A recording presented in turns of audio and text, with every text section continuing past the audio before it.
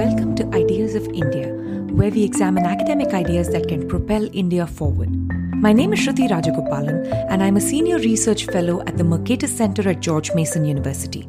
Today, my guest is Vinay Sitapati, who is the Associate Professor of Political Science and Legal Studies at Ashoka University and the author of the books Half Lion and Jugalbandi. We talked about his biography of former Indian Prime Minister P.V. Narasimha Rao, an unlikely leader and reformer, set in the broader context of how Rao orchestrated India's liberalization, his failures, decentralization and participatory democracy, coalition governments and anti-defection law in India, and much more. For a full transcript of this conversation, including helpful links of all the references mentioned, click the link in the show notes or visit discoursemagazine.com.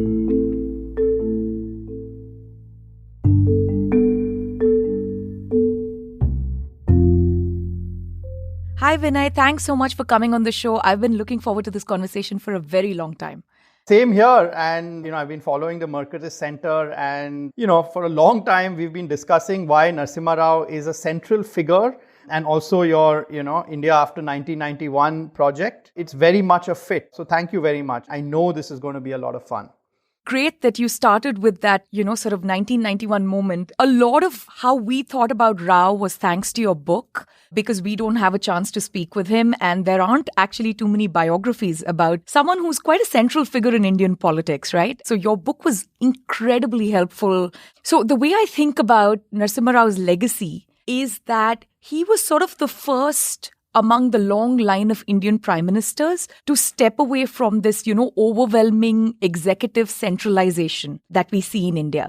In a sense, he's not centripetal, right? And the two big data points I have to characterize his legacy in this way, one is, of course, the 1991 reforms, where India not only started looking outwards, but the internal reforms were also very important, which is, the dismantling of license permit Raj and allowing market prices and, market-based allocation to function in India. And the other is a bit of Rajiv Gandhi's legacy, but really Narasimha Rao is the one who pushed this through, the 73rd and the 74th Amendment, which introduced a whole layer of participatory democracy in India. And that's also sort of formed the foundation for a different kind of welfare state in India. And both these things make me think that he was walking away from that kind of very centralized planning commission, social engineering thinking into a much more decentralized thinking. Is this a good way to think about Narasimha Rao in terms of his, long-term legacy?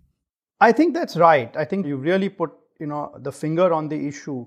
The only caveat I'd put is that from the early 1980s, Indian prime ministers have realized the importance of letting the state recede a little bit, letting markets function. When it comes to, democracy, letting local democracy work instead of overbearing diktats from Delhi. So I would say that the idea was not Narasimha Rao's at all, right? And Narasimha Rao, for those of you who are not India focused, was Prime Minister of India from 1991 to 96.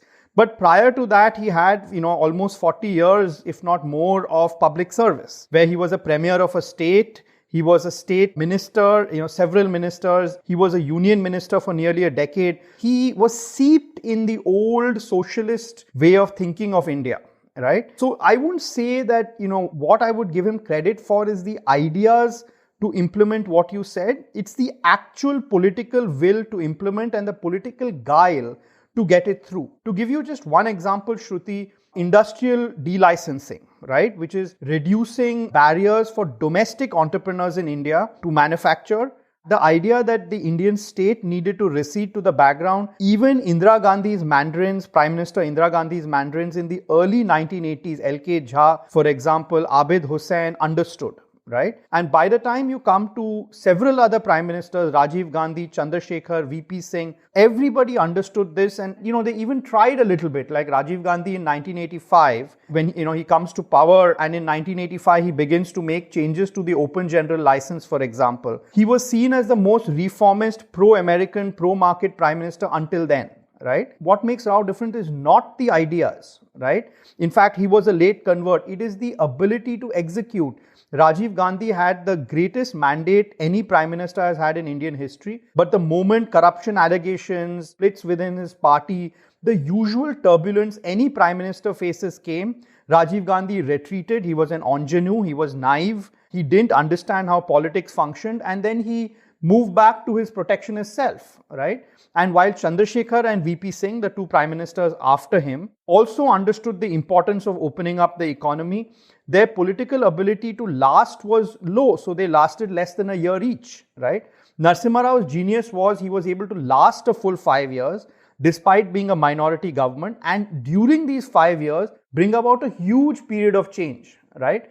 And, as my book points out, there is a heavy component of economic change, but there's change in the welfare architecture, change in foreign policy, change in defense, change in the nuclear program. And also, Shruti, I think the 1991 moment is important. There's a big bang. But a lot of changes in India in the economy also happened after 92 when the crisis recedes, right? Banking deregulation, for example, opening up the Indian airways to private sector airplanes, for example, opening up telecom to both domestic, private as well as foreign private players, right? Broadcasting. Exactly, broadcasting. There was a huge change that happened. You've chronicled that on your website. But Narasimha Rao was also a marathon runner. He wasn't just a 100-meter specialist. I think you've raised a lot of very interesting, areas we could go into, but I want to stick still with the ideas part of it. So I completely agree with you that a lot of these ideas were in the air. So starting with like Bhagwati, T.N. Srinivasan, Padma Desai, start critiquing this in the late 70s. In the 80s, as you mentioned, there is a number of committee reports, right? Whether it is, deregulating cement, deregulating sugar, how we think about tariffs. So it's kind of in the air. And then, of course, we have this, open general license, we have broadband. Something as simple as broadbanding sort of managed to unleash so many percentage points of growth in the GDP is remarkable. And that's how shackled India was. But having said that, very few people are going to put their political clout behind an idea they don't believe in, right?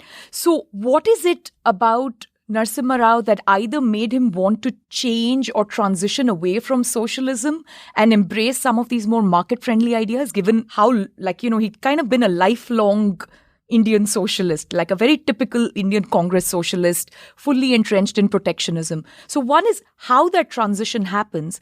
And the second reason I ask that is also because, as you pointed out, the crisis portion is over by mid-1992. Right? That crazy macroeconomic instability, the currency crisis, all that is kind of sorted. So if he really just turned capitalist for the sake of the crisis, he could have easily just stopped that program, especially after the Harshad Mehta scandal when there was so much pressure to kind of, U-turn on liberalization. But he doesn't do any of that, which makes me feel like somewhere down the road he imbibed ideas even if he didn't invent them or propagate them to begin with. So can you talk a little bit about that? So, Shruti, the economic protectionism of India, the economic socialism of India, some would say from the Nehru period, but certainly from the Indira period, the mid-60s to the early 80s, was of a piece with several other policy choices that the Indian policymakers had made. So it wasn't just that, on every other subject they were not socialist, but only on the economy they were socialist, right? So for example, when it came to foreign policy, right? It was, in the 60s and 70s especially, and even in the early 80s, though that is changing, a pro-Soviet anti-American foreign policy. Right? A lot of the political rhetoric unrelated to the economy was on kind of populist rhetoric. And I use the word rhetoric advisedly because the schemes weren't really there, right? In fact, ironically, the schemes that reduced poverty in India came only after you got free market reforms. So the two went hand in hand, right? All of that was of a piece, right? And the Narasimha Rao of the 60s bought all of that. So he was a Nehruvian. He bought Nehru's worldview. But by the time we hit the early 80s, he's foreign minister of India twice, right? He's defense minister. He begins to see that on defense, on foreign policy, on welfare schemes, India needs to change, right? So those pieces of the socialist puzzle, he begins to see that those ideas backing it were a problem and that he needed to change, right? The problem for me as a biographer is I found no evidence that when it came to the economy, right, he had an aha moment where he changed his ideas in the 70s or 80s. I found no evidence of that, right? What I did find was that even though Narasimha Rao had held practically every ministry in the state of Andhra Pradesh, where he also became the state premier, as well as, the national government. He had never held an economic portfolio. He had never held finance, industry, commerce. So he had vague socialist ideas. They hadn't been challenged, and it didn't really matter because, he was home minister, in charge of internal security, he was defense minister, he was education minister, but he was never really holding any economic position, right? So he had bad ideas, but those ideas, never had to be implemented by him. And so I came to the conclusion, and it's an inescapable conclusion, Shruti, that he didn't have strong views on the economy. To the extent he had socialist views, basically he flipped on a dime in June 1991. Right? Before that, before the cabinet secretary Naresh Chandra handed him a several page blueprint saying, look, this is the economic changes we need. India is facing a crisis. He'd never really thought about the subject, right? Now, all that we know about his life is he was an intensely bright, intensely curious person. So the moment he's told that, he spends the week after reading up on the economy, and much more importantly, and I hope we discuss this in some detail, choosing the right people who understood the economy. Right? So for him, it wasn't that he should know about the economy, but who are the people who should, even when he selects Manmohan Singh, or before that he wants IG Patel, he says, look, I want to pick, and he says this to his aide, I want to pick somebody who's acceptable to the West, right? He says that, I would say that he became a convert to the idea, that when it comes to the economy, free market is what works. He really came to that in June 91. And what I find even more remarkable was that once he figured it out, once he understood, he realized he had to move, and he moved very, very fast. So this was a man who spoke 10 languages. He was a scholar. He could have easily been an academic. And I worry that portrayal of the man makes him sound like a theoretician. But he wasn't. He was also somebody who knew how to act very much. He wasn't just Hamlet. He was also Don Quixote. I'm so thrilled we came to the part of assembling the team. This is really remarkable. I feel now in hindsight that, Narasimha Rao might have been one of the great scouts of talent within the Indian government. And in the following sense, if you think about his choice for finance minister, the way you mentioned that Narasimha Rao himself, held various portfolios at the state level, then become state chief minister, held different portfolios at the union level, and all this experience before he became prime minister. In fact, he even stood to be a member of parliament from 3 different states, campaigning in 3 different languages. That's right. Like, he's just quite remarkable, right? No other Indian prime minister really comes from that kind of a background. In fact, most of them don't even have much to say beyond either the Delhi environment, or beyond. They've been a chief minister of one state, and that's about all the experience they have. Maybe other than H.D. Devegowda, I can't think of too many people who kind of fit that description. I'd like to draw a parallel to Manmohan Singh. Manmohan Singh, before he became finance minister, had served in every single technical position as an economist that the Indian government had to offer. Something tells me now in hindsight that is one of the reasons these two people worked so well together. They were able to delegate to each other. They somehow had a very similar way of thinking about how to act upon policies. Is this a good description of the pair and what may have been the catalyst for political implementation, which was just stuck before their time? Well, I would say they had complementary skills in the following sense, and they understood that very well, which is that Manmohan Singh was a technocrat and he played up that role, right? So even though he, as you said, he had held every position, the 5 positions, economic levers of India he had held. He had been finance secretary, then of course he was finance minister 91 to 96, deputy chairman planning commission, governor RBI and chief economic advisor. So he'd held all of that, right? So he was a consummate insider, but he was a technocrat. And he was a technocrat in the sense that he would ascertain what the politician wanted, right?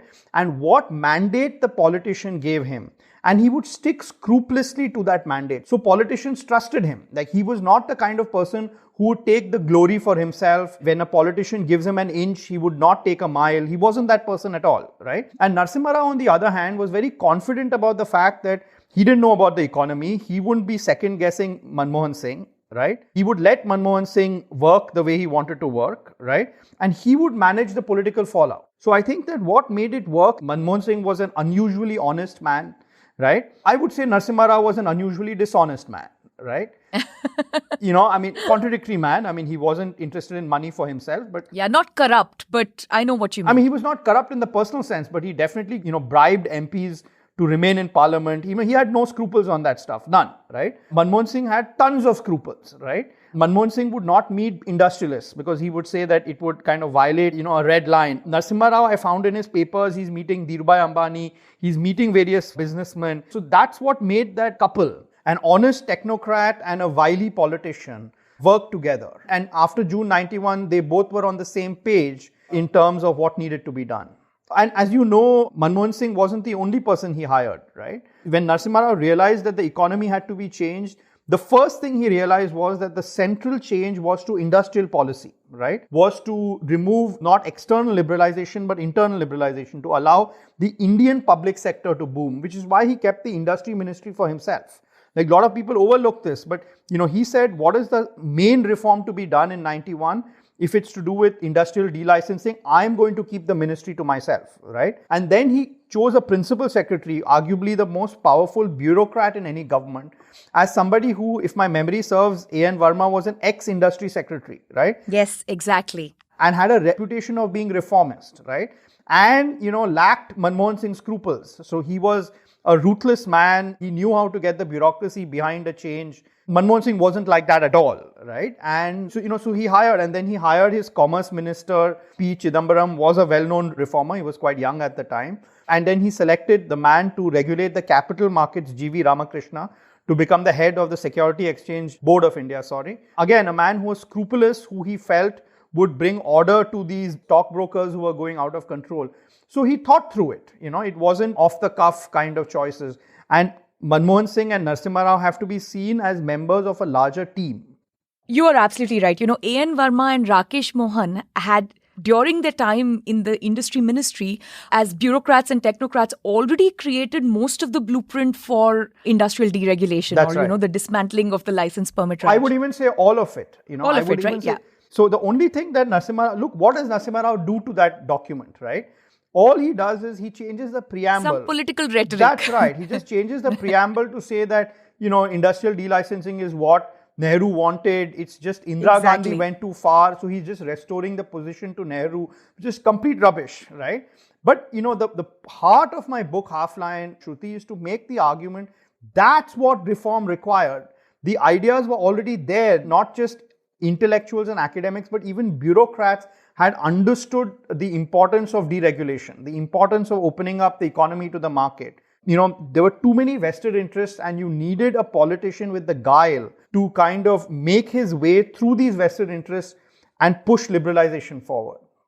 So, on this, one of the other things I find quite remarkable about Narasimha Rao is a lot of the people on the 91 reforms team, like, whether it is Montek Singh Ahluwalia, right, Jairam Ramesh, there are a lot of people he inherited from previous governments. That's right. Montek Singh had actually written the document for Rajiv Gandhi, That's right. which eventually found its way to VP Singh and Chandrasekhar's government. Of course, they couldn't do very much. Now we hear murmurs, and maybe there's some truth to it, that Yashwant Sinha's budget speech, had the government not fallen, was actually remarkably similar to the speech that Manmohan Singh ended up giving. That's right. So he says that. Yashwant Sinha writes that in his memoirs. That's right. Exactly. So it's quite remarkable that for someone who was such a congressman and such a Delhi insider, but not with a sort of cronyist group or with close friends. He was quite a lonely man, but he knew how Delhi worked. But he was very willing to work with people who had worked with other governments. This is something which is in sharp distinction to both Indira Gandhi, Rajiv Gandhi, people before him, and also modern day India, right? Where once a new government comes in, suddenly there are these huge changes in bureaucracy and the continuity starts breaking down. But what Narasimha Rao figured out is, who are the people who believe in what I need to do, but will also keep continuity of government in a way that things can proceed, and things can proceed quite quickly, without having this huge sort of like structural break because there's a change in government and a change in ideology. No, you're absolutely right, Shruti, and I think it's something that made him rare. It's a rare talent, which is that he wasn't petty on these things. And I think, if I ask myself why he was like that, he had a civilizational view of India. Let's just take a step back, Shruti, from his political acumen and look at his cultural and literary acumen, right? He was a man who knew 10 languages, right? When he used to get out of power, he used to go to Jawaharlal Nehru University and learn Spanish, for example. He knew Urdu and Persian very well. And he translated from Marathi to Hindi and from Telugu to Hindi. He translated in multiple languages, and it gave him a civilizational view of India and a sense that, while India needed radical change, there also had to be a thread of continuity. And I think he took that to his view of the opposition also, right? So, people like VP Singh, Chandrasekhar, keep in mind they were congressmen at one time and had worked closely with Narasimha Rao, right? He appointed to cabinet rank Subramaniam Swamy, who was a commerce minister in the previous government, right? And even people like Chidambaram, Manmohan Singh, Montek Singh Ahluwalia, these were not his men, right? He didn't think like that. Maybe A.N. Verma is the closest to being Narasimha Rao's man. And I think because he was a lonely man, because he was intellectually quite confident in his own abilities, he never felt overshadowed by bureaucrats or by other politicians. He was never worried that they would steal his thunder, right? His rise in the Congress system was because he didn't have a faction or a coterie or cronies or yes men around him that made him very less threatening to other people. As a consequence, even as a prime minister, he never sought to build a personalistic team. And by the way, he suffered for this because in 96, once he stepped down as prime minister, and soon after when he stepped down as Congress president, there was nobody out there to support him, right? Because he had never gone out of the way to cultivate a friend circle or an admirer circle. And once he left power, he once again was a lonely man. But I almost feel like that's a gift when it came to the reforms. And I'm thinking about this from the larger view of like political economy of reforms more generally. What I find is like even someone like Rajiv Gandhi, who was very reform-minded, he was friends almost too close to a lot of the industrialists and their children. They had gone to Doon School together or vacation in London together. And the moment you start trying to do something radical, your inner circle starts whispering in your ear that this is not quite a good idea. That's right. Whereas I think Narasimha Rao's support, for technocrats and having technocrats help guide his decision is almost because personally he's such a weird, lonely guy and not surrounded by sycophants or surrounded by this, like close friend circle who also turn advisors and things like that, right? Yeah. He didn't have any of that. And look, he was intellectually confident. He didn't need, a circle of admirers to tell him what to think. I mean, here was a man who had spent, almost 50 years in politics, holding every lever of the Indian state from the regions all the way to Delhi. So he didn't need that. And he was a lonely man. Look, he had some advisors. He did have, some friends, Kalyani Shankar, Chandraswamy, the tantrics. But, I would say they were friends to some extent. But they certainly, I don't think there was anybody who could influence Narasimha Rao's thinking on politics. I can't think of a single person who would tell Narasimha Rao and Narma say, yes, I will do it. There wasn't a single person like that. That is really remarkable, right? For a job that requires the kind of delegation, like the Prime Minister's office, it's really quite remarkable that nobody is able to influence his decision other than technical expertise that he has full faith in. I think that's right. And I agree with your argument. I don't have it in the book. It's all your argument. That lack of friendship gave him the leg room to swivel 180 degrees, which someone, who was more invested, who had businessman friends, this, that, those kind of people, it's hard for them to be revolutionary, right? Yeah. It could have also gone easily wrong, Sometimes when you don't have a sensible set of advisors, which is why I think your previous point about being able to pick a really good talented team comes in. I mean, he could have also surrounded himself by quacks and then refused to be influenced by anyone else, in which case things could have gone south, quite badly. It sounds a bit boring and conservative, but the lesson of Narasimha Rao is there isn't a substitute for IQ and experience. He had both of them in great measure. That just gave him an intellectual confidence that is of a different order than most prime ministers of the day. I mentioned in the book that I saw notes which, for example, the Indian ambassador to China is sending back to him on China. And Narasimha Rao on the margin in his handwriting is correcting it, is pushing back, is saying, no, you don't understand Chinese history. Now look, the Indian ambassador to China is a country expert, right? Prime ministers don't normally argue with that person. They accept that advice. But Narasimha Rao he respects the advice, but he's able to push back, he's able to argue. On welfare schemes, he had, a fantastic team. They were all left-leaning, all of them. So that just tells you the contradiction of the man, right? And two of them, B.N. Yugandhar and I think K.R. Venugopal, is the father and father-in-law of Satya Nadella, who now runs Microsoft, right? Yeah. And I have a story in the book about how Narasimha Rao gate crashes the wedding reception of Satya Nadella. He hasn't been invited, but he wants to send a signal to Satya Nadella's dad and father-in-law that he's still on their side, right? Even though he's supporting the economic reformers, not the socialists. This is Narasimha Rao, right? He doesn't give the socialists what they want, but he shows up unannounced at their son's wedding, right? So he had this range of people, but at each point, he was able to argue with them as an equal. He was able to push back and yet take their advice. And that, I put it down to IQ and experience. Yeah, and I would actually add to IQ and experience that he was a linguist. I don't know what it means to know 10 languages and to be able to translate fluently, out of at least 4 or 5 of those languages. And by the way, 10 languages that humans speak. He also learned some computer languages, right? Yes, he knew COBOL, BASIC, and he could code in Unix. Yeah, which I find really remarkable. And this was like when he was already 60 years old or something. He just like picks up a computer and starts doing this to kind of get in favor with Rajiv Gandhi and Sam Petroda and those guys, right? So I think something about being this linguist of his caliber also adds to the political acuity, right? Because you know something about messaging and signaling.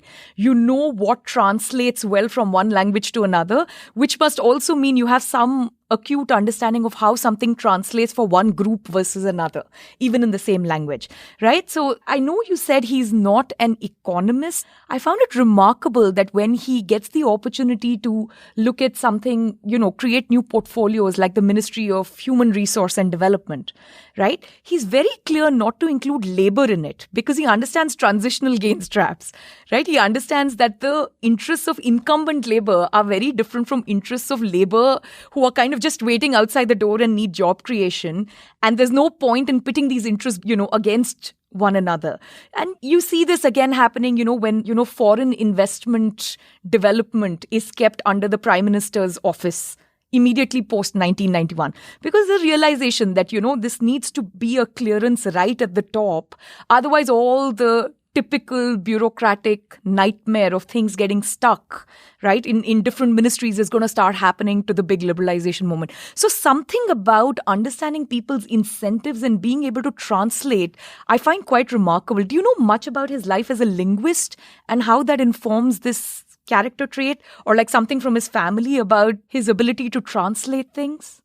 So, I had originally wanted to call the book not Half-Line, but The Translator, because, he has said this before that, translators, what they do is that they don't just translate the text, but in translating the text, they bring something of their own to the table, right? Yeah. Now, here's the contradiction about Narasimha Rao Shruti, which is at one level, he lacked charisma. So, while he spoke in 10 languages, the joke was he knew how to be silent in 10 languages, right? He didn't speak. He used to pout. He didn't open his mouth much, He lacked charisma. He wasn't that kind of politician. But he knew how to say without saying, how to signal. And he knew how, while he was moving economically to the right, how to constantly talk as if he was economically to the left, So he knew how to send those signals, right? And I think that comes from his language and his linguistic abilities. And he notices exactly this about Deng Xiaoping. I mean, he's written, and I quote it in the book, and he says, look, what's remarkable about Deng Xiaoping is that he has the ability to radically change a system, all the while pretending to continuity and talking to continuities. And to give you just another example, I would say his favorite Telugu poem was a 14th or 15th century poem, if my memory serves, one of those centuries, where if you read it one way, it's the story of the Ramayana, which is a very popular Hindu epic. And you read the same sentence another way, right? It's the story of the Mahabharata, which is a completely different Hindu epic, right? And Narasimha Rao says that Deng Xiaoping reminds him of exactly that, right? It's the words and how you put the words that matter. And Manmohan Singh understood this completely, right? Which is that when liberalization is happening and the congressmen themselves are furious, saying that you're going against socialism, you're going against Nehru's legacy, you're going against Rajiv's legacy, Narasimha Rao and Manmohan Singh both defend liberalization as saying, no, it's part of Nehru's legacy. And Manmohan Singh even says that, look, the 91 manifesto that we had, that had been written under the overlordship of Rajiv Gandhi, right, actually says what we're implementing, right? It didn't, but Manmohan Singh was able to, craft sentences here, sentences there, and tell the story. And as he's leaving the briefing room, a politician who is an enemy of Narasimha Rao, Arjun Singh from the Congress itself, tells Manmohan Singh that, Dr. Singh, I think you've read the manifesto better than we have. And he has a bit of a twinkle in his eye, right? And so Manmohan Singh is learning this. And I think this very much has to do with Narasimha Rao's ability as a linguist, as somebody who not just was comfortable with ambiguity, but in fact celebrated it, right, as a way of creating a smoke screen so that he could do what he wanted to do. Yeah. Speaking of smoke screens, is this whole IMF influence and arm twisting another smoke screen? Because I have looked at this as an economist. IMF did not give conditionalities to India, right, for the loan. I mean, it was the general prescription of the Washington Consensus, which had been around for a while, but no one sent marching orders to Delhi, right, just to get over the 1991 moment. It was also, most of the reforms were indigenous in the sense that industrial licensing had been crafted by A.N. Verma, Rakesh Mohan, Vandana Agarwal in the industry ministry. You have the M document, which is written by Montek Singh, continuity over 3 governments. So where is this smokescreen of IMF is whispering in Narasimha Rao and Manmohan Singh's ear coming from? Was this created by them to sort of dodge the problem? What's going on? So I would say it was used by them. I don't think it was created by them, right? But nonetheless, like to give you another example, Shruti, in 1981, India took a loan from the IMF. At the time, the biggest loan the IMF had given anybody, right? That didn't push India to reform. Because of the socialist nature of India's economy, because the commanding heights of the Indian economy led to an inefficient state running the economy, Indian economy was chronically in trouble, right? So yes, 1991 was a trouble issue, right? But India had gone through trouble many, many years earlier, right? None of that pushed prime ministers to reform. Look, I think it's definitely true that if it hadn't been for the IMF crisis, Narasimha Rao wouldn't have been jolted, right? And I think that owes itself to the IMF crisis. But that opportunity was quickly filled in by ideas that were a decade brewing within the system, right? And Manmohan Singh and Narasimha Rao quickly realized that they needed to use it. And as I pointed out, even after 92, when the Indian foreign exchange reserves have come back to normal, we can easily pay back the IMF. Reforms still continue all the way to 1995, right? So I would say that the IMF crisis was a genuine crisis, but India had suffered crisis many, many times in the past because there was a structural issue with the economy. Narasimha Rao and Manmohan Singh and A.N. Verma chose to use this particular crisis to implement long-brewed ideas. And they implemented it much after the crisis had abated. I would say that's the right spin to give to it. Very fair. Yeah, no, because this whole foreign governments conspiring to change India's socialism and secularism, this is something that never goes away. I've been hearing it for 30 years. So it's a little bit odd that it keeps coming back. It comes from a, frankly, I would say an international left political discourse, which sees what happens to India very similar to what happened to Latin America. And that's just not true. It's absolutely not true, and which is why the phrase neoliberal, right, for what happens post 91. Because the assumption is that, you had these welfare schemes in the West and which Margaret Thatcher and Ronald Reagan then dismantled, right? I mean, I don't think that argument is true in the West. It's certainly not true in India, right? Because India didn't have any, in fact, all the welfare schemes come after 91 because... Yeah, because there was no revenue before that, right? 91 is the moment that leads to a huge increase in state revenue, which allows the welfare state to actually begin, in a weird sense. No, I'm very happy that your 91 project also sends this message out because it's a lazy way in which India becomes a larger argument for the failure of Washington Consensus, etc., without seeing the particularities and the particular relationship of social welfare schemes in India and liberalization. And the two have actually gone hand, like poverty elevation in India has been miraculous because of liberalization. And I mean, it's an irrefutable fact. And yet I meet, professors of political science, professors of economics in the US and the UK who still mouth this. And I'm like, don't you guys look at data? What's going on? Yeah, one is, don't you guys look at data? And the other is, I think also this is coming back in spades even within India and within the government. The things that actually made India rich, which is dismantling a certain type of regulatory, overload, or reducing tariffs and making imports cheaper so that domestic producers have a huge advantage globally, all that stuff is receding again. Somehow those intellectual ideas just seem to have disappeared. Now India is back to raising tariffs, which makes absolutely no sense, right? This kind of protectionism, it really kills the domestic production possibility because the costs go up. Look, but to be fair to India, it's a global headwind that you're seeing at the moment, Yeah. towards protectionism, and which is why I would say the Mercatus Center and what you're doing, Shruti, is even more important at the moment.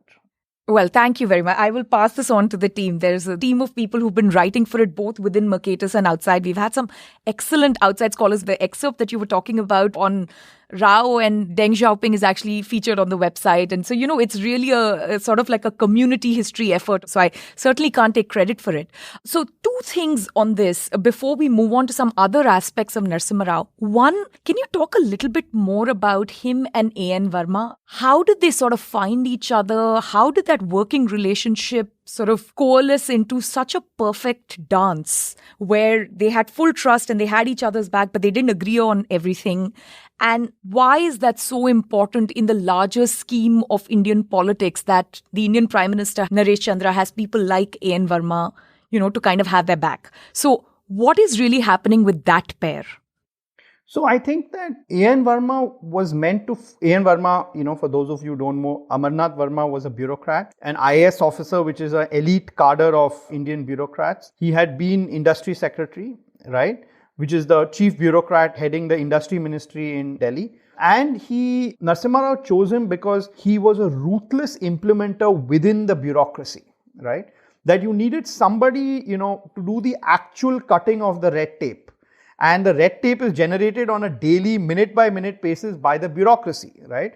So Narasimha Rao was worried that he wanted the biggest losers of liberalization are the bureaucrats in Delhi who lose their power to allocate resources, right? And pocket some for themselves. So you needed somebody to bring them in line because, even if the politicians agree, even if you get voters to agree, if the bureaucrats don't agree, in India, that powerful state can sink Narasimha Rao. So Amarnath Verma was that man. He was a deep insider within the bureaucracy.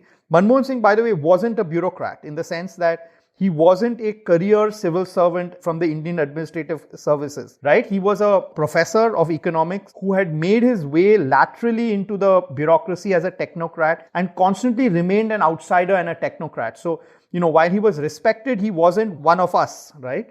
Amarnath Verma was one of us. And that was very, very important. And Amarnath Verma would have these Thursday meetings in the Prime Minister's office. He would serve kebabs and fancy food, somebody who went every week.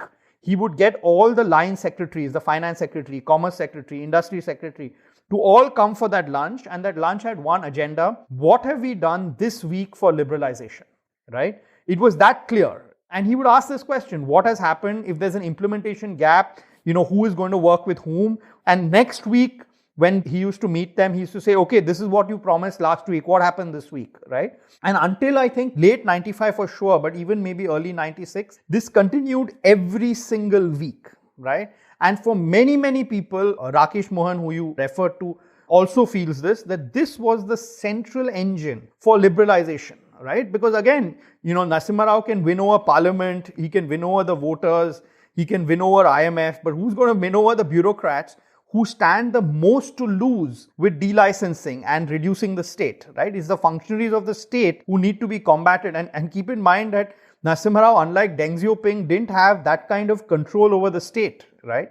He needed someone like Amarnath Verma. And, also in contrast, when we think about, say, the Manmohan Singh years and how they tried to reform the system and everything kept getting stuck in every ministry, you suddenly realize the value of someone like A.N. Verma and his genius, right? The executive in India, we like to call it the executive, but there's a temporary executive and a permanent executive. That's right. And the permanent executive is really what controls the system. And we learned that the hard way as other governments after, Narasimha Rao tried to push through a lot of similar kinds of reforms. And, they don't have an A.N. Verma to the Rao partnership, sort of thing. Just to sort of add to A.N. Verma, lots of people didn't like A.N. Verma in the system. There were a lot of allegations against him. He was one of those kind of characters, right? So I don't want to only talk about his good side. I mean, there were a lot of criticism. There was a a lot of allegations made, but there was a ruthlessness to the man, which, as you said, is essential if you have to get things done, because reform, has a basic symmetry, which is that you have vested interests who benefit from the status quo, whereas the beneficiaries of reforms are not sort of coordinating, not together. So every time you bring about a reform, nobody will cheer you. Plenty of people will complain. That's just the nature of reform. And so you need somebody like Amarnath Verma to navigate through the complainers.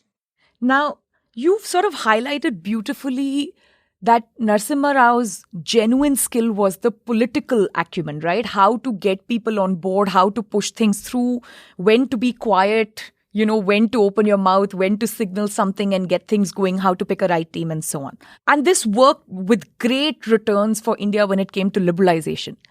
Where is this kind of political acumen when we are talking about navigating something like his experience in the Home Ministry during the Sikh riots, or his experience with something like the Babri Masjid, right? This is a guy who has a very keen awareness of what's happening around him. And yet those are big blunders in one sense. He's not completely responsible for those blunders. I think there are many people to blame, and I think he's unfairly, shoulders most of the blame for these events. But how come, sort of his sharpness did not kick in those moments and he was not able to navigate or maneuver with the same political agility? So in the book, I'm very critical of his handling of the Sikh riots in 1984. I call it his vilest hour. On Babri Masjid, I'm not that critical, right? I think it's a complex issue. He made a certain call. It was a wrong call. Everybody around him also made the same call, right? But on the Sikh riot, Shruti, I think that he conducted himself with remarkable acumen, right? He was not looking at the nation's interest at that time. He was looking at his self-interest.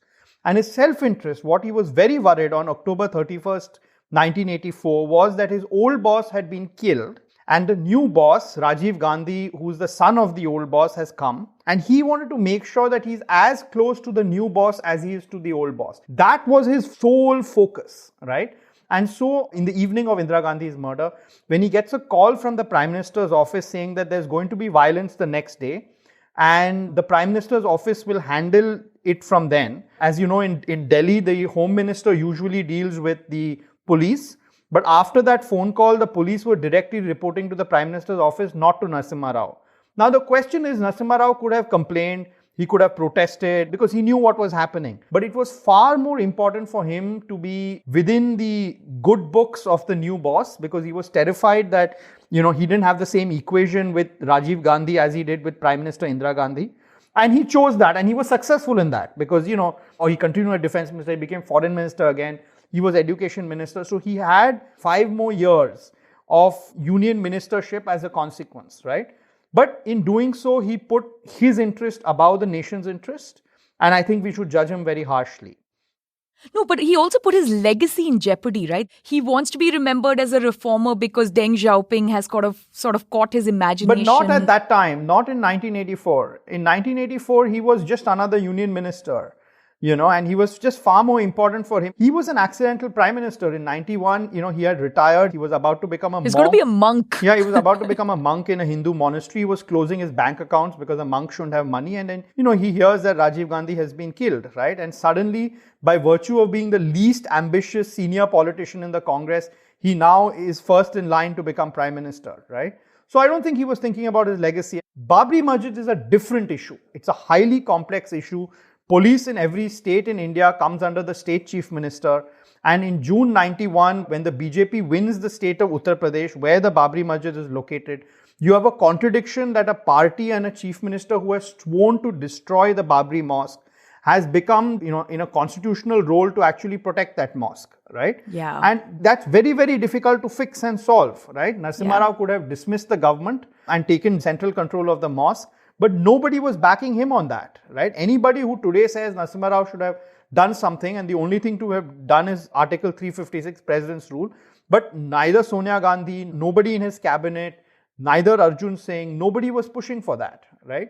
Look, he made a mistake. It's an error, right? He also wanted the Hindu vote, he wanted the Muslim vote, and he wanted the Babri Masjid to remain. And he failed in all three, right? The Hindu vote left the Congress for the BJP, the Muslim vote left the Congress for the Samajwadi Party, and the Babri Masjid was demolished. It was an error of judgment, no doubt about it, right?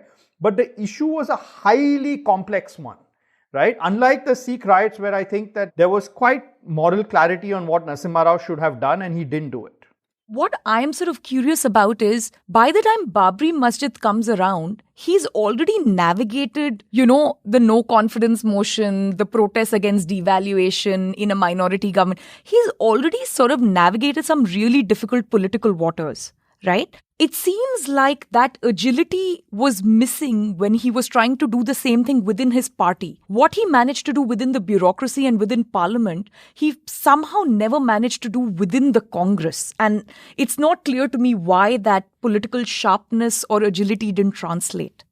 Well, on Babri Masjid, I'm hard pressed to see what he could have done. The fundamental issue, Shruti, is not protecting the mosque. It is there a way to stymie the rise of the BJP? That's the real question. And since the rise of the BJP is a demand side rise, I don't think somebody like Narasimha Rao could have done. It's not a simple question of dismissing one chief minister or dismissing a second. I mean, if he had dismissed the BJP, the mosque may have gone 2 years from then or 3 years from then, right? And it would have been a constant mobilizing issue for the BJP. So yes, I would say the big failure as a congressman and for Narasimha Rao is that he wasn't able to reduce the rise of the BJP. That's the second book I wrote. I don't think he could have done much. I think that by the time he came to power, the rise of the BJP was an accomplished fact. And, his secretary Ramu Damodaran even tells me, and I quoted in the book, that he was very aware of the fact that the BJP could have well come to power had Rajiv Gandhi not died and the Congress not got sympathy votes. And he was very sensitive to the fact that Hindus were voting en masse for the BJP away from the Congress. And he wanted to reverse this in some way. It's not clear to me that any other prime minister in the Congress could have acted dramatically differently. Fair. I think that's a fair point. One of the other things that makes Narasimha Rao stand apart is he had a minority government that actually lasted the full term, which was quite exceptional, especially given what he inherited, right? There were two governments that barely lasted a year just before his, and India was kind of a political mess, in the late 80s. And 3 governments after him that lasted barely a year. Barely a year. Exactly. This is the Deve Gowda and I.K. Gujral. There's like a quick succession. And the second Vajpayee government, and all were minority. All did not have a majority in parliament. And for those of you who are American viewers, India is a Westminster system where you have a parliament and you have to get a majority in parliament. And his party did not have a majority in parliament. So to remain in power as prime minister, he had to rely on allies who were constantly shifting. Yeah, and therefore also had to build bridges with all sorts of, strange bedfellows to push each agenda through. It is remarkable for someone to survive 3 no confidence motions in a minority government, right? Most people don't even survive one. And a confidence motion and a motion of thanks or a vote of thanks. So it's roughly 5 if my memory serves, What is going on in Parliament? How is Narasimha Rao navigating this situation? And I ask this in one particular context. He is the least favored Congress Prime Minister within the Congress party. Most of his party members are constantly finding reason to turn against him and support someone else. Even when he's the Prime Minister, he never is sort of this great favorite amongst his own people. Not just because he's not from the family, but also, just never manages to get that kind of admiration. So how does he navigate all these troubled waters and survive so many times? I mean, he has 9 lives, or at least 4 or 5, as you point out. So I'd say the first sordid answer is he used to bribe his way through, right? That's the sordid answer, but that's not the only answer. Walk me through the bribery. This is more like log rolling, but what kinds of things were being offered and exchanged, for various... So I actually have quite a bit of detail on that because seeing his notes with Ajit Singh, etc., etc. So one is that he would offer them money, right? We know that for certain MPs, JMM MPs, for a 1993 no confidence motion, it was found that, the money had been given, right? That's not in debate. The second is that you would offer plum positions. The third is that you would do things that they wanted, right? The government would use government money to do things that they wanted. But that's part of it. The other part was that Narasimha Rao had cultivated this art and he really had a sense of timing. That at key moments, he would, like to give you one example, after the demolition of Babri Masjid, when all the non-BJP opposition is saying that, the Indian secularism is in threat and the BJP has a no confidence motion, right? Narasimha Rao goes to the communists and tells the communists that, look, I know you don't like my economic policies, right? But right now, the big issue is Indian secularism. And on that, we stand together, right? And the communists vote for him, right? And he wins that no confidence motion very easily, right? And I interviewed communist MPs who would say that every time they would go and complain against, say, new licenses being given to private sector for banks, for example, Narasimha Rao would say, listen, don't talk to me about this. Let's talk about the BJP, So he would change the subject, and then he would also have relations with the BJP. Jaswant Singh, I think, who was the leader of the opposition in the Rajya Sabha, if my memory serves, and who was instinctively also a liberalizer. He becomes finance minister later, an excellent finance minister. And Narasimha Rao would go to him and would basically play up the liberalizing part, saying that, look, on economic reforms, we're on the same team, right? And nod, wink, wink, the BJP would allow a lot of economic reforms to go through, even though they would complain in public, right? Job loss, etc., etc. So he really knew, and, and this goes to a question, Shruti, that you discussed earlier, which is his language skills. He knew how to say without saying. He knew whom to say what to. It's a remarkable talent, Those of you who've seen the early episodes of House of Cards, I mean, he really reminds me of Kevin Spacey in that sense. Yeah, maybe without the murder, just the bribing. Yeah, that's true. Another very interesting thing that happens during Rao's term is the great decentralization. Again, something that Rao is not the architect of, but the 73rd and 74th Amendment, which is very long due in India. So, India never constitutionally had a structure for local government because the assumption of the framers was simply that, we have the union government and the state government, and then each state is going to figure out what it needs to do locally. And that never quite comes through. India's local governance is in shambles. And this is everything from, picking up garbage to figuring out the welfare state and giving people all the, positive welfare entitlements they need, like health, education, clean drinking water, whatever it is that we're doing today. Where is this force coming from, both intellectually for him, but also in his ability to pass a constitutional amendment with a minority government, which is, that I think is even more remarkable than the simple usual government motions to pass through one reform or the other. So what is the coalition or constituency that is truly in favor of this, and how does Rao navigate that? So I'm afraid I don't quite know the answer to this, Shruti, because even in the book itself, I don't focus on the 73rd, 70. I should have, right? My instinct is that it's not as successful today as we would like it to be, because state chief ministers haven't really devolved power downwards. But it's not something I know enough about specifically to do with the 73rd, 74th. I think you might know more than that. But I can tell you that Narasimha Rao's general instinct of decentralizing was something we see on the economy, right? That when Narasimha Rao reduced the power of New Delhi, when it came to licensing, etc., overnight, the people who benefited the most were state chief ministers, because suddenly tax benefits, land benefits, infrastructure benefits, housing, electricity, roads, etc., came to the hands of the state chief minister, right? And it's not a coincidence that when Bill Clinton comes to visit, I think he comes in 2000, if my memory serves, I think for the first time, an American president, he travels to a state, Hyderabad, and he goes and visits the state chief minister, and he goes to Cyber City to signify that, when it comes to American economic interests, you don't only talk to the finance minister and prime minister, you also talk to state chief ministers now. They're an important ingredient of the conversation. And we see that now happening all the time.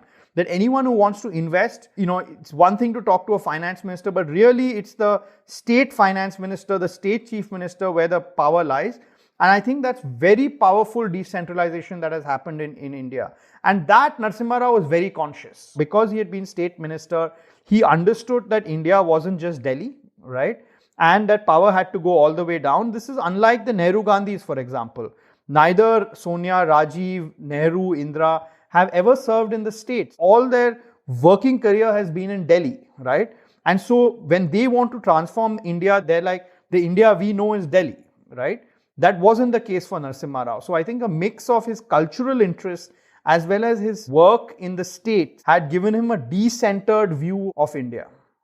That's really interesting. And people had sort of expected that when Narendra Modi came to power. A lot of people said, the great federalism wave is going to begin because we've had someone who's been, chief minister of a state and all the development that chief ministers do come to the union government. So now he's going to transfer more power to the states. But then that just never quite panned out in the same way, right? Whereas in the case of someone like Narasimha Rao, that's sort of exactly the direction in which it goes. I have like a sort of question I would only be able to get an answer from a political scientist like yourself. One major change in Indian Parliament is the 1985 52nd Amendment, which brings in anti-defection. And, as a simple move, at least in terms of parliamentary procedure, what it does is it officializes India's party whip system. That's right. So now, members of parliament are no longer voting their conscience. They have to vote according to the party whip, and they can't go against it. And the consequences are quite severe. It's not a slap on the wrist, it is suspension. That's right. Is this one of the reasons he can get away having a minority government? Because what he really needs to do is just build bridges with party leadership in all the different parties, whereas he doesn't have to actually go around begging to each and every, member of parliament the way he may have had to before 1985, before this anti-defection moment kicks in. Well, I don't know if I quite see it that way, Shruti, because for two reasons. One is, it's certainly true that for the bigger parties, he had to deal with the partymen, right? But he was spending a large amount of time trying to break up the smaller parties, and there the numbers are really small. The anti-defection law doesn't really apply, right? And two is that while that is true, what you're saying is certainly true, that the anti-defection law strengthens parties, right? And creates more stability in the system at the cost of freedom and conscience. You're absolutely right. This was also true of the two governments before Narasimha Rao, right? In 89 and 90. And this is also true of the three governments after Narasimha Rao, right? So another way to think about it is, had the anti-defection law not happened, imagine just how unstable India would have been. Because even with the anti-defection law, the period 89 to 98 is just so unstable in Indian history. Yeah, and that's also why a particular kind of generation wants a strong leader and a single party majority and things like that. That's probably the burden of our generation and, what is typically requested. Whereas I actually think coalition governments have done, much better and far more interesting work than single party large mandates, like maybe the case of Rajiv Gandhi or Indira Gandhi or something like that. But yeah, I think you're right that, this was a facility that was available to governments before and after him, and no one quite used it in the same way. Like I remember, let me say it in Hindi and then I can also say it in English, which is, Narendra Modi has a phrase when he comes to power in 2014, Ab ki baar Modi Sarkar, right? Which is this time Modi government, loosely translated. But that is based on an earlier Hindi phrase which was used for Atal Bihari Vajpayee when he was campaigning in the mid-90s. And it goes something like this, Bari Bari, Sabki Bari, Abki Bari, Atal Bihari. Which the English translation is, time after time, it seems it's everybody's time. Which means, you name it and that person has become Prime Minister. So this time it is Atal Bihari's time, right? So at least this time give a chance to Atal Bihari because everybody seems to be getting a chance, right? So this was a period in which, like Chandrasekhar hadn't held any position anywhere, right? And suddenly he becomes Prime Minister of India. At least VP Singh was, Chief Minister of Uttar Pradesh before that. So it was enormous period of instability, despite the anti-defection law. I just shudder to imagine without the law, how much more chaotic it could have been. I don't know. I feel like, the political equilibrium is different and it need not necessarily mean greater chaos. It means greater churn within parliament and how people are going about negotiating their agendas. But I would be a little bit more careful to jump to that necessarily means political chaos. No, fair enough. I just worry that individual MPs could then negotiate the rates, and that does terrify me. But look, fair enough. I would actually hope that happens today. I would love for individual MPs to have more power and have more voice and negotiate rates or any other favors that they wish for their constituents, as opposed to this, sort of overwhelming cabinet control that we see, which has, kind of swallowed the legislature. But that's another conversation for another time. One of the things that I want to pick your brain on is your second book is called Jugalbandi. It's really sort of like a biography of the rise of the BJP, but the two central characters in it are L.K. Advani, who almost became Prime Minister, and Atal Bihari Vajpayee, who did in fact become one of India's most successful Prime Ministers. And at least on the right is, one of those sort of much revered characters even today. Right? So what is sort of the continuity of reforms goes straight from Narasimha Rao to Vajpayee, because the governments just before Narasimha Rao couldn't get much done. The governments between Narasimha Rao and Vajpayee could barely sort of hang in there in parliament, right? So they could barely complete the term. What is it about these two people which makes them such great coalition builders and reformers? Because they're quite different in their personality. Vajpayee is much more of an ideologue. We know exactly where he's coming from. In a basic sense, he's hugely charismatic, in a way that people have called, I believe they say that Narasimha Rao had the charisma of a dead fish, and That's Vajpayee right. is sort of the other extreme of that spectrum. But what is it about these two people that makes them such fantastic bridge builders and reformers? I would say that certainly Vajpayee was a reformer, and on the economics, he really ran a fantastic government. And, I think his tragedy was that the benefits of the reforms that he did wasn't immediate, which is why he lost the elections. It took 5-6 years for those reforms to actually bear fruit. So I would say that the Manmohan Singh government benefited from that rather than Vajpayee himself.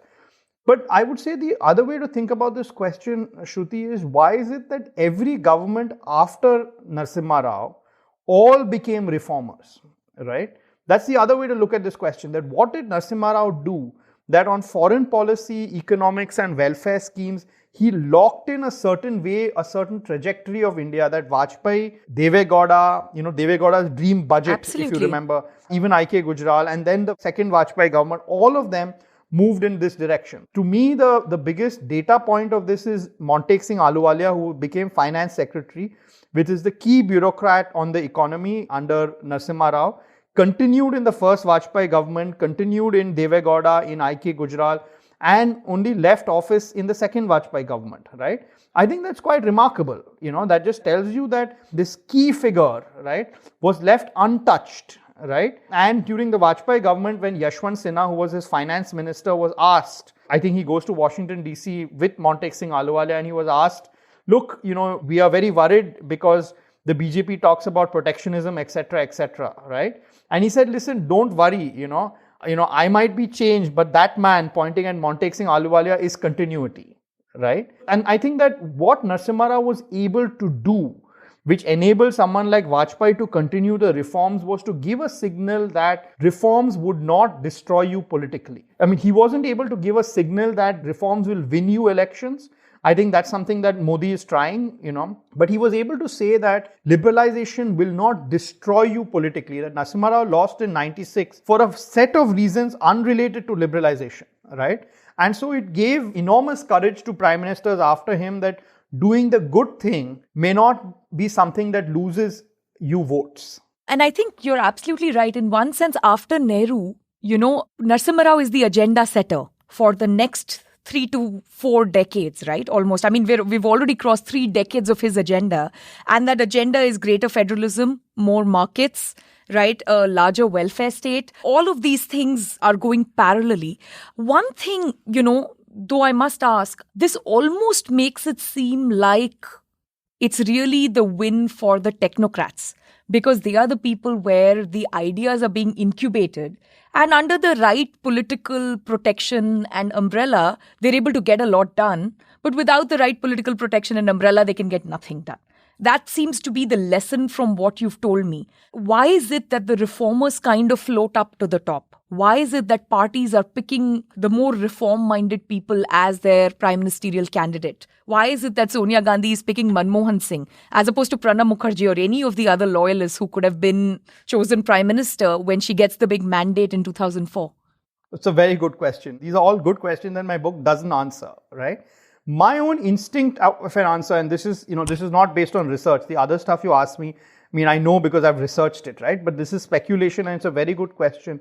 And I suspect that as you're seeing more and more of a pro-incumbency vote in India right now, which means that voters are rewarding good governance more than they used to. In India, unlike the US, historically you've had an anti-incumbency effect. You're getting a little more of a pro-incumbency effect now, right? And that is telling politicians, that is telling parties that governance matters, right? And governance, they are beginning to see is an increasingly technical task. And it's something that requires, if not technocrats, but politicians with specialized skills, right? Now, again, I don't want to be euphoric about it because there are plenty of ministers, both in the center and the state, who are there only for patronage and only because of patronage, right? But to the extent that you're seeing this trend, I think it's because governance increasingly matters electorally in a way it never did, right? Even within the bureaucracy, you're seeing certain bureaucrats who are experts on finance or health or in infrastructure, right, being pushed in the states to become health secretary or become, finance secretary, or to push on infrastructure, right, in particular. I think it has to do with a shift that is happening in India where voters are rewarding better governance, especially on infrastructure, education, etc., etc. I partly agree with you and disagree with you because, governance has lots of different practical aspects, right? So I think on service delivery, I agree with you. I think voters are rewarding better service delivery. Most of the service delivery we're talking about is sort of quasi-private goods, which have been converted into some kind of government entitlement. Private welfare, that's right. Private welfare, but we don't really have strong creation of public goods and things like garbage getting picked up or sewage systems being built or slums getting regularized into a better public sanitation and health environment. Like, we don't really see creation of public goods happening. So in that sense, I'm a little skeptical on the glowing report card for governance, but it is better than before, where people neither got public goods nor did they get private entitlements because most of it leaked away in some kind of corruption. No, I hear you. All I'm saying is to the extent to which technocrats are preferred, and they aren't, but only to the extent that they're preferred, this could be one explanation. I'm totally with you. In fact, Shruti, maybe, you should have got somebody else to talk about this because, you and I may just end up agreeing quite a bit. Well, I do agree with you that agreeing on everything may make for a terrible conversation, but we usually come to it from different points of view. The other aspect, however, I feel that continuity in technocracy has broken down, right? When we talk about who should be running the RBI or who should be, advising the Prime Minister on economic matters or on scientific and technical matters, I think on this, there has been a clean shift away from sort of continuity and technical experts and more about who is my guy, right? Or who is the person who is going to support my point of view. In fact, when people like Pooja Mehra, who are, reporting almost, daily, but also chronicling over a period of a decade or two, what's happening in these different ministries when it comes to economic reforms or financial decisions, now say that it's very difficult to figure out what's happening because no one really makes notes on documents anymore. Files are really not moving around. Everything is tightly controlled by one or two people in the Prime Minister's office. We really don't know what people think within the bureaucracy and the technocracy. Do you think that's a fair way to characterize the shift in India? I think so. And I think that this is particularly a case on economics. And I think that the shift is in the Narendra Modi government. I think until then, so I think 2014 marks this shift. I think it's a tragedy. Let me first tell you why it's a tragedy, which is that in a developing country like India, having economists, bureaucrats, politicians, a nexus of reformist bureaucrats, reformist politicians, reformist, economists and reformist businessmen, right? Even businessmen and women need not be economists, need not be reformists, right? ASSOCHAM and FICCI were protectionists, right? It was just a CII as a lobbying group, which, ended up being much more kind of open to liberalization. From the 1980s, this nexus began to develop. It's a national treasure. This nexus is a national treasure. You see it in Japan around the MITI, the Ministry of Industrial Technology. You see it a little bit in South Korea, where South Korean bureaucrats and the chaeoballs are dealing with each other, right? Now, look, there are circumstances in which this nexus can lead to corruption. But in India, this nexus actually led to dramatic economic growth for a very long period of time, right?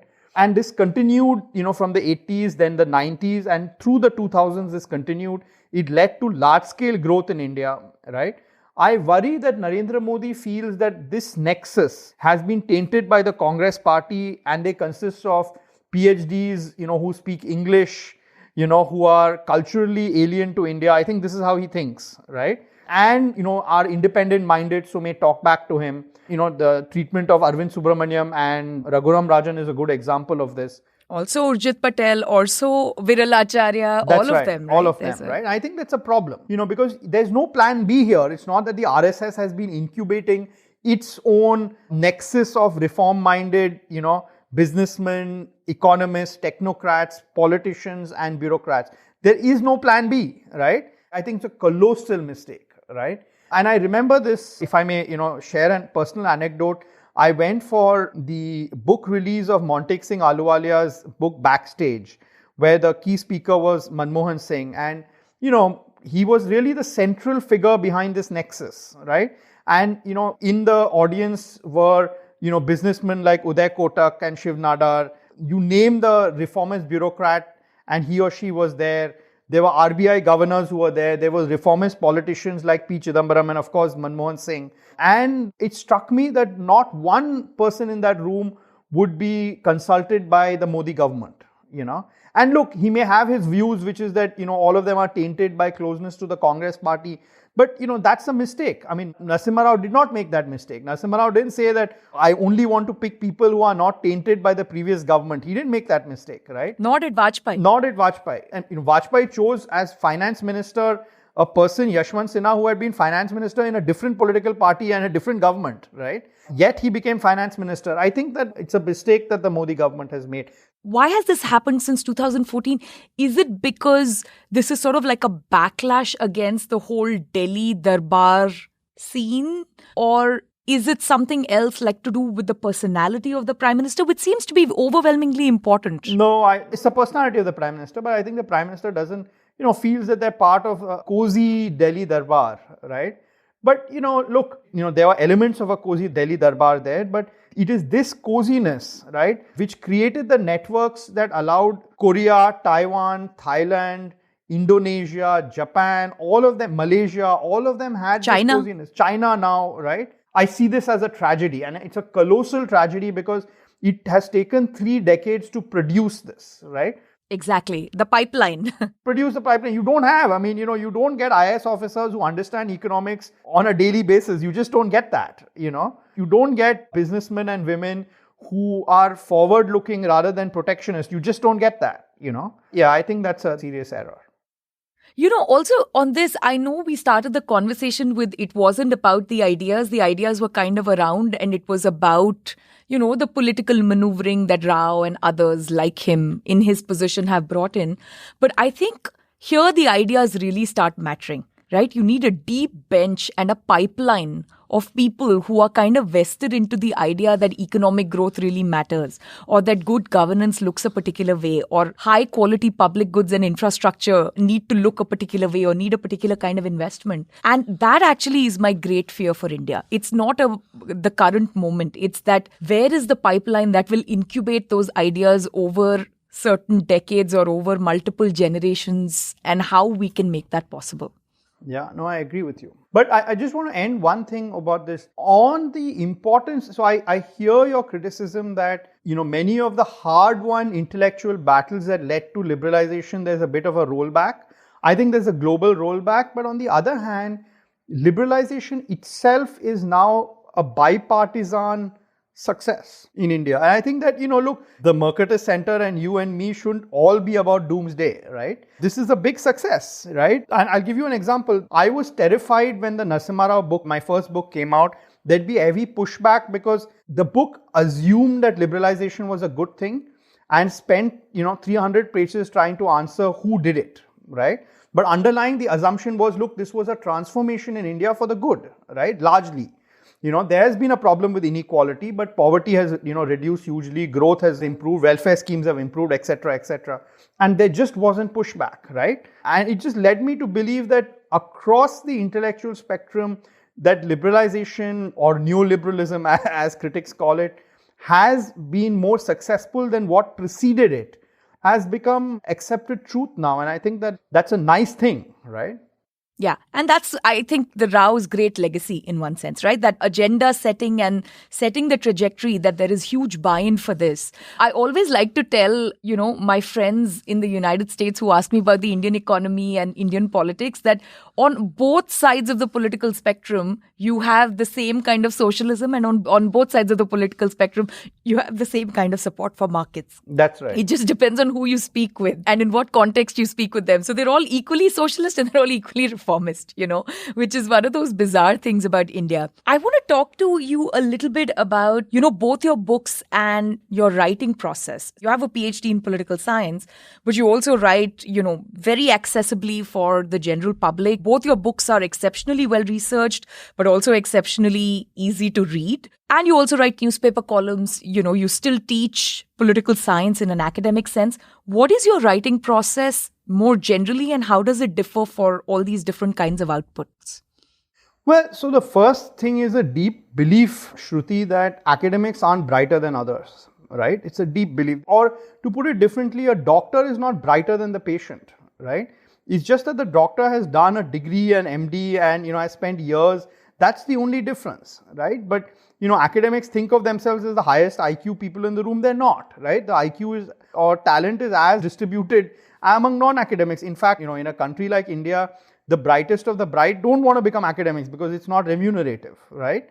And you have plenty of people who are engineers, who are doctors, who work in finance, who work in a corporate world, who are as bright as academics, right? What you need to provide them when you write is context, right?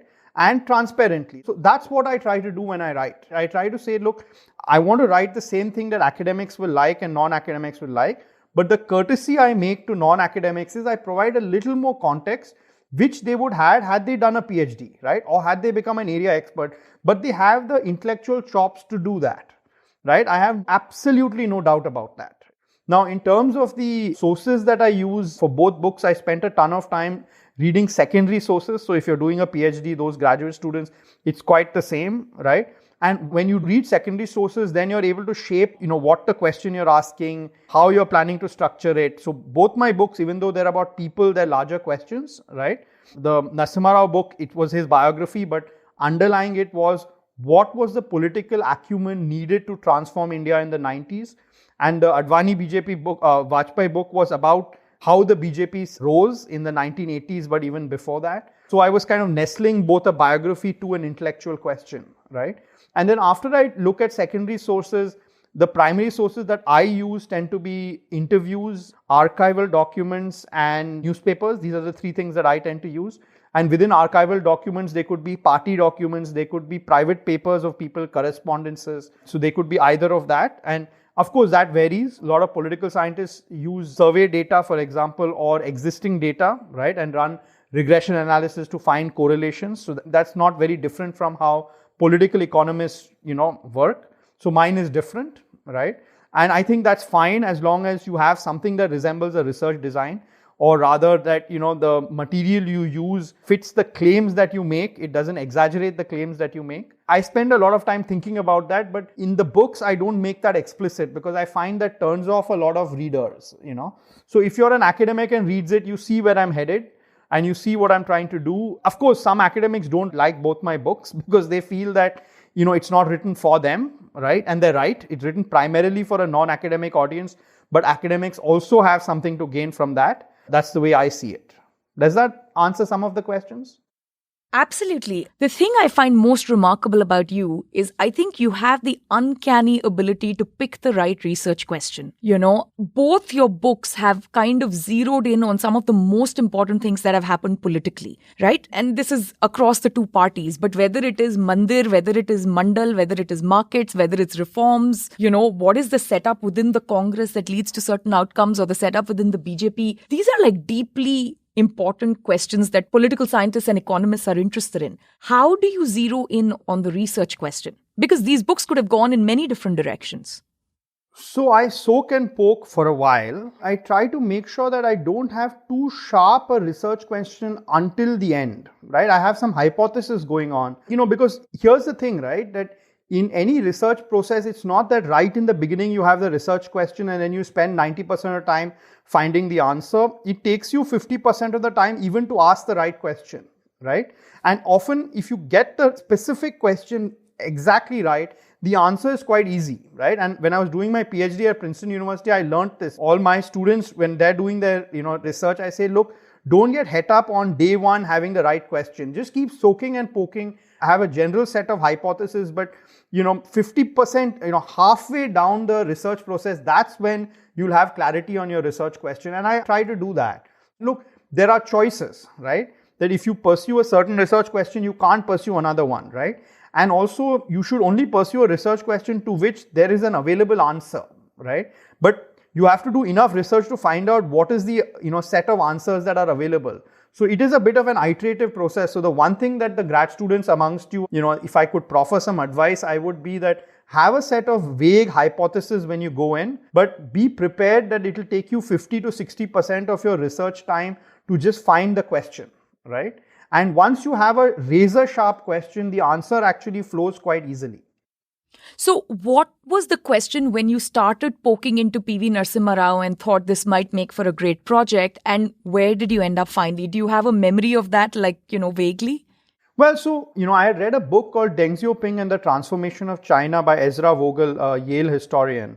Excellent book. And it was two biographies running parallel. It was China changing in the 80s, and it was a biography of Deng.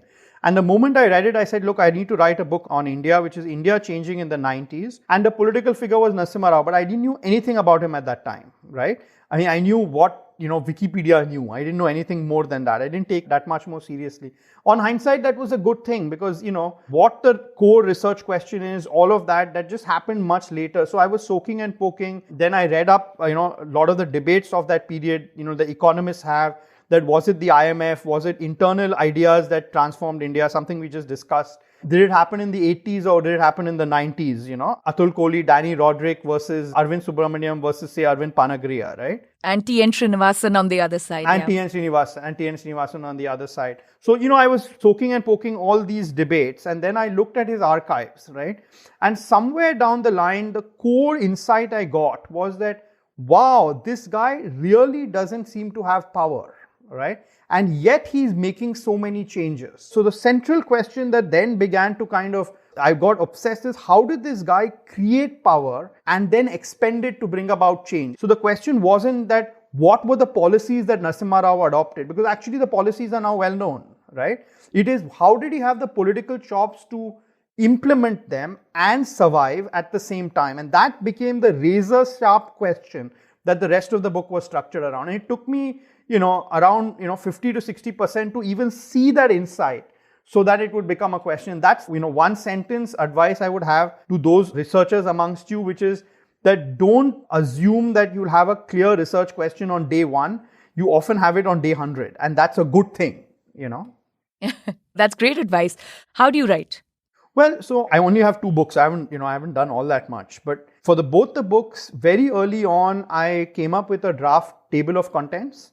So I told myself, if I was writing the book, what would the chapters look like, right? And then I said, okay, each chapter will, let's say, be 30 pages, right? And then what would the subsection of each chapter be? Chapter 1, And then after doing that, every time I read a book and I came across a paragraph, I said, oh, this is an interesting paragraph. This is chapter 6, section 3, right? I would basically copy it, or I would open a Word document and put that there, right? At the end, if I interviewed somebody and somebody was talking, I'd say, oh, wow, that was an interesting quote. That's chapter 2, section 4, right? So at the end of my research process, I had this thick binder with each chapter and notes which are section-wise divided, right? Now, the con of this process is that you can get invested very early to a structure, because even before I started researching, I've come up with a structure, right?